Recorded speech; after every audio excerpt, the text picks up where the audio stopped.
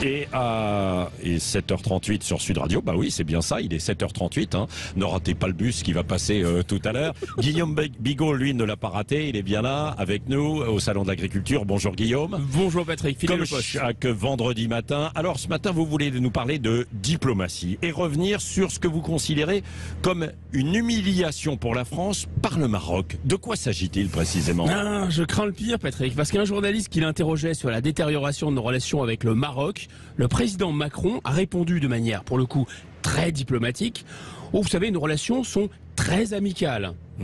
Aussitôt, le gouvernement marocain a fait savoir, et là de manière très peu diplomatique, que les relations entre Emmanuel Macron et le roi Mohamed VI, mais aussi entre la France et le Maroc, n'étaient, je cite, ni bonnes ni amicales. Alors je pense que c'est une véritable humiliation, parce qu'entre gouvernements, Patrick, on ne se parle jamais de manière aussi cash. Là, il y a vraiment plus de respect. Et je pense que cette déclaration marocaine est très caractéristique d'un effondrement de notre crédit international. Présidée par Emmanuel Macron, la France, puissance dotée de l'arme nucléaire, est vraiment en passe de devenir un paillasson diplomatique. De son côté, à cause du rapatriement d'une franco-algérienne, le gouvernement d'Alger a rappelé son ambassadeur à Paris. Le Burkina Faso avait déjà rappelé son ambassadeur à Paris. Le Mali avait expulsé notre ambassadeur dans son pays. En 2020, la France, c'est nous qui avions rappelé notre ambassadeur en Turquie. Il est vrai, après qu'Erdogan se soit interrogé sur la santé mentale d'Emmanuel Macron. Plus de respect non plus. Mais avec nos alliés, c'est pas mieux. Sous Macron, la France a rappelé son ambassadeur à Washington, à Canberra et même à Rome. Oui.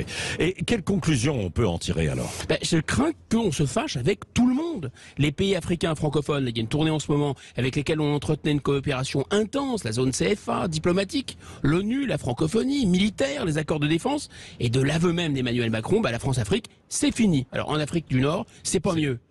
On a réussi l'exploit de nous fâcher avec l'Algérie et en même temps avec son rival marocain. Même exploit avec la Russie et en même temps avec son ennemi ukrainien. Nous ne parlons plus à Vladimir Poutine, tandis que le président Zelensky espère que cette fois, perfide, Macron a vraiment changé. Même exploit avec Trump et avec son rival Biden, que le président français a caressé dans le sens du poil, le président démocrate, avant de découvrir qu'il nous avait planté dans l'affaire des sous-marins. Nos relations avec le monde anglo-saxon sont tellement dégradées que la première ministre Liz Truss britannique n'avait même pas su dire si la France était un ennemi ou un ami.